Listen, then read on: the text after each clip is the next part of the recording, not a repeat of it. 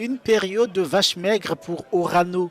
Le groupe français spécialiste du combustible nucléaire a terminé le premier semestre de l'année avec une perte de 133 millions d'euros, selon les résultats présentés vendredi. La faute au Niger, qui a décidé en juin de délester la compagnie de la mine d'Imouraren, la plus grande au monde, avec des réserves estimées à 200 000 tonnes. Mais pas que. La Somaïr, la filiale détenue à 63% par Orano et qui exploite l'uranium d'Arlit dans le septentrion nigérien, peine à exporter sa production. Et pour cause, l'interdiction mise en place par les militaires au pouvoir à Niamey depuis un an. Face à ces écueils, la compagnie a été obligée de vendre sa production d'uranium destinée au départ à financer la fermeture du site. Preuve que depuis le coup d'État contre Mohamed Bazoum il y a un an, Orano, détenu à 90% par l'État français, est en grande difficulté au Niger. Alors qu'il est détenu depuis maintenant une année, Mohamed Bazoum résiste. L'ancien président nigérien continue de refuser de reconnaître sa chute et de démissionner. De quoi irriter cet tombeur qui semble avoir choisi de rendre plus drastiques ses conditions de détention. Et les militaires ne font pas dans la dentelle.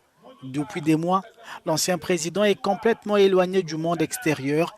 Il n'a pas de téléphone portable et reste sous une surveillance étroite.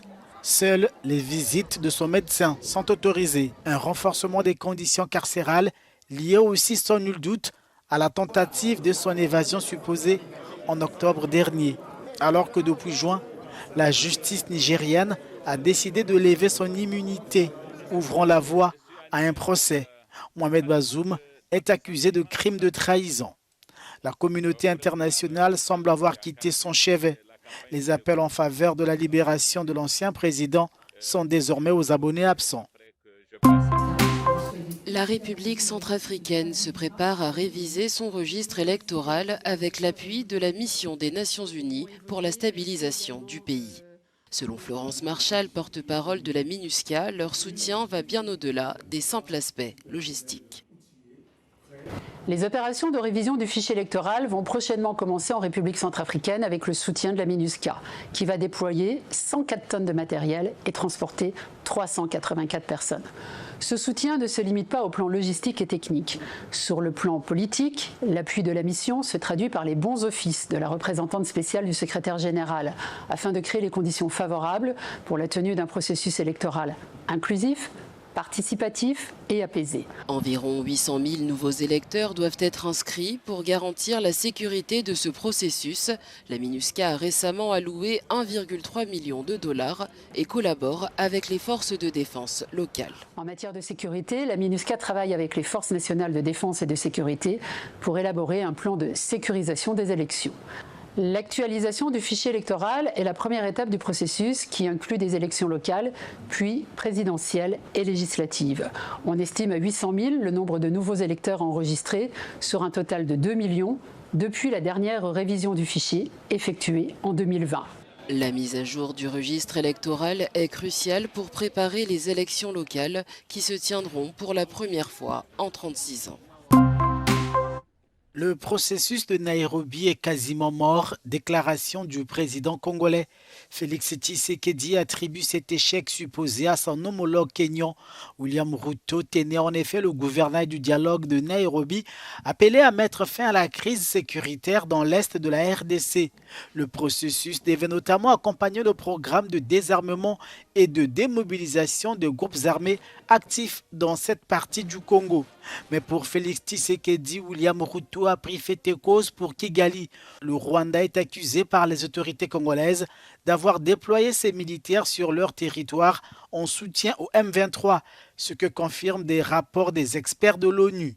Les relations entre Kinshasa et Nairobi sont sur des béquilles depuis que la capitale kenyane a été le théâtre le 15 décembre 2023 de l'annonce de la création de l'Alliance du fleuve Congo, groupe politico-militaire affilié au M23. Kinshasa n'avait pas apprécié le refus de Nairobi d'arrêter Corneille Nangaa, le numéro 1 de cette plateforme. Le ministre soudanais de l'Agriculture a affirmé qu'il n'y avait pas de famine au Soudan, mettant ainsi en doute les chiffres de l'ONU qui estime à 755 000 le nombre de personnes souffrant de faim extrême dans le pays. Durant une conférence de presse à Port-Soudan, Aboubacar al-Bouchra a décrit les chiffres de l'organisation comme insignifiants au regard de la population totale de 50 millions. Le ministre s'est également adressé aux agences humanitaires. Il a critiqué leur tentative de contourner les restrictions imposées par l'armée, en rappelant que ces conditions d'accès aux zones contrôlées par les forces de soutien rapide sont non seulement limitées, mais aussi dangereuses. Par conséquent, le gouvernement soudanais rejette les ordres internationaux visant à ouvrir les frontières pour l'aide, invoquant des préoccupations sécuritaires et des soupçons de manipulation politique. La police sud-africaine a arrêté 95 ressortissants libyens lors d'un raid sur un camp d'entraînement militaire secret. Le camp a été découvert dans une ferme à White River, à environ 360 km au nord-est de Johannesburg. Il semble qu'une opération sérieuse soit en cours ici, dans cette ferme, depuis avril, c'est-à-dire depuis 4 mois. Il y a des ressortissants étrangers libyens qui sont ici dans ce pays. Ils ont obtenu un visa pour suivre une formation en matière de sécurité. Cependant, ils ont violé leur visa par rapport à ce qu'ils avaient demandé. Ils sont maintenant ici en train de conduire une base militaire. À la suite de ce raid, les autorités ont déclaré qu'elles enquêtaient pour savoir s'il existait d'autres bases illégales dans d'autres régions de l'Afrique du Sud. Les autorités sud-africaines auraient été informées de l'existence de camps secrets similaires près de 2 autres villes de la province de Mpumalanga. Mohamed Belkou travaille le feutre de laine depuis 45 ans. Avec des racines qui remontent à plusieurs siècles, c'est un artisanat traditionnel qui incarne l'ancien patrimoine culturel du Maroc. Mais il est menacé d'extinction. Le métier semble ne pas intéresser la nouvelle génération, mais pas que. Les matières premières de haute qualité se raréfient. Lorsque nous allons au marché, nous ne trouvons pas de laine en grande quantité. Cela est dû au fait que les vendeurs de laine ont aussi disparu, faute de demande. Et c'est ce dont nous souffrons aussi. En plus du fait que la plupart des artisans sont morts, le métier n'intéresse pas les jeunes parce qu'il est éreintant. Le ministère marocain du tourisme, de l'artisanat et de l'économie sociale et solidaire a adopté un programme de formation destiné aux jeunes afin de préserver l'artisanat du feutre de laine pour les générations futures.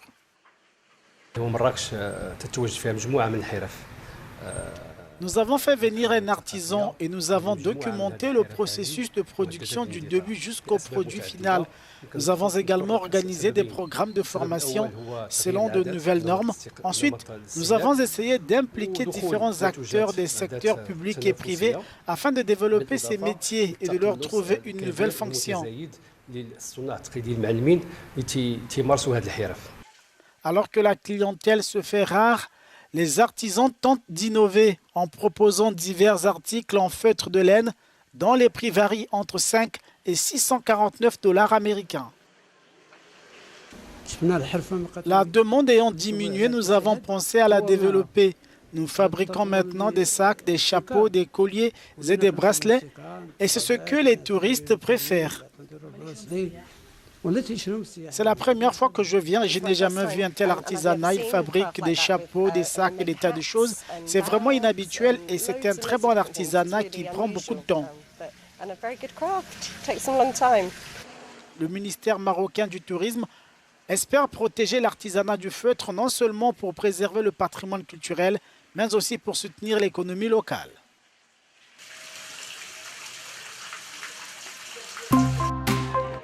Eliud Kipchoge rêve d'accrocher une 3e étoile à son palmarès aux Jeux Olympiques de Paris 2024. Le marathonien prendra part à ses 5e Jeux, un record dans l'histoire du Kenya. Aucun athlète avant lui n'avait réalisé cet exploit. La première philosophie des Jeux Olympiques, c'est d'atteindre le plus grand nombre de personnes qui aiment le sport. Les Jeux Olympiques veulent en fait associer. Ils promeuvent la liberté d'association grâce à laquelle nous tous, pendant environ 100 jours, seront là pour concourir ensemble et se serrer la main sur la ligne d'arrivée. Vous savez, il ne s'agit pas seulement de gagner. L'important aux Jeux Olympiques, c'est aussi de participer. Personnellement, je veux faire de mon pays un pays qui court et du monde un monde qui court. Personally, I want to make my country a running country and make the world a running world. Benson Kipruto et Alexander Moigno courront aux côtés d'Eliud Kipchoge. Je pense que mes coéquipiers sont très bons. Ce sont des athlètes de haut niveau, énergiques et disciplinés. Je suis persuadé que nous ferons une bonne compétition et que nous monterons tous sur le podium. Le double médaillé olympique se méfie toutefois des athlètes éthiopiens, ougandais et des coureurs naturalisés.